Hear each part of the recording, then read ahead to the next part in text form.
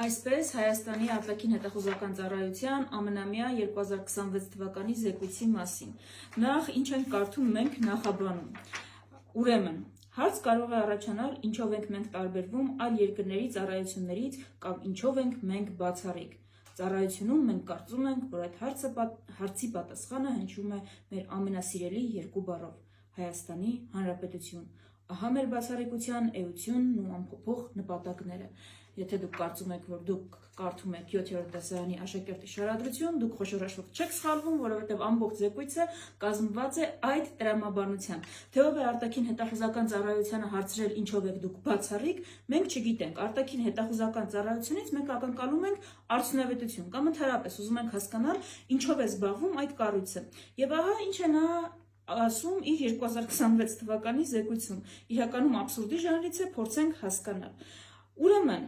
ավետում է, որ եկել է խաղաղության դարաշրջան և ցածր է գնահատում Հայաստանի վրա հարձակման ռիսկը։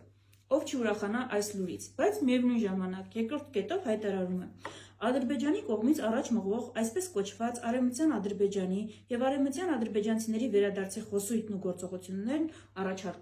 առաջացնում են ռիսկեր։ Ու զեկույցի մեջ Քրիստինե Գրիգորյանի ղեկավարած կառույցը ինքը բերում է այս դիագրամների օրինակը։ Ինչ դիագրամ է սա։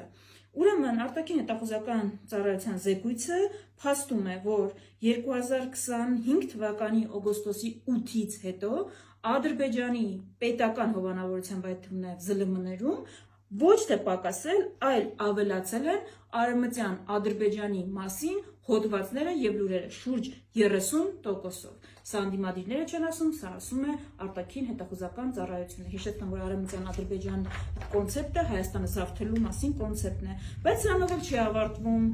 պատկերը։ Արտաքին հետախուզական ծառայությունը մեզ ներկայացնում է նաև Ադրբեջանի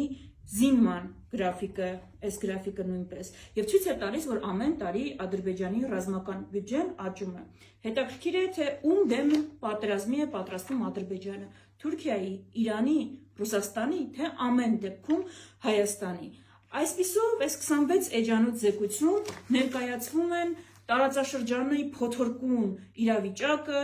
խոսվում է Լիբանանի անկայունության մասին, Սիրիայի անկայունության մասին, խոսվում է Իսրայել-Իրան հակամարտության մասին, և որ 26-ին հնարավոր են փոխադարձ հարձակումներ, խոսվում է, որ ուկրաինական հակամարտությունը դժվար թե լուծվի 26-ին, բայց այս ամենի համայնապատկերում Հայաստանը ներկայացվում է որպես խաղաղության կղզյակ, այսինքն ամբողջը մեր շուրջ վառվելու է, բայց Հայաստանը այդտեղ մնալու է միայն խաղաղության կղզյակ։ Ու ամենահետաքրքիրը, մի քանի էջ զեկույցում նվիրված է հիբրիդային սպառնալիքներին։ Իրենք էլ զեկույցում ասում են, որ դա դեռևս պարզաբանված տերմին չի, ու իրենք փորձում են սահմանել, թե ինչ է տերմինը, եւ մի քանի էջ նկարագրում են, որ Հայաստանը ընտրությունների նախաշեմին անպայման ենթարկվելու է հիբրիդային հարձակումների, սաստկանալու են այդ հարձակումները,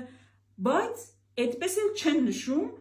չեմ հասկանում կաշկանդումը որն է, թե որ պետության, որ ուժի կողմից է այդ սպառնալիքները։ Սիրելիներս, եթե դուք գնահատել եք, որ Ռուսաստանի կողմից կա հիբրիդային սպառնալիք, խնդրում եմ համարձակություն ունեցեք ու նշեք այդ պետության անվանումը, թե չէ մի քիչ անորոշ է դառնում, թե որտեղից Հայաստանը ունի հիբրիդային սպառնալիքներ, որոնց պետք է դիմակայել, եւ ամբողջ զեկույցում չկա որևէ բառ Թուրքիայի մասին։ Փաստորեն, ըստ մեր արտաքին հետախուզական ծառայության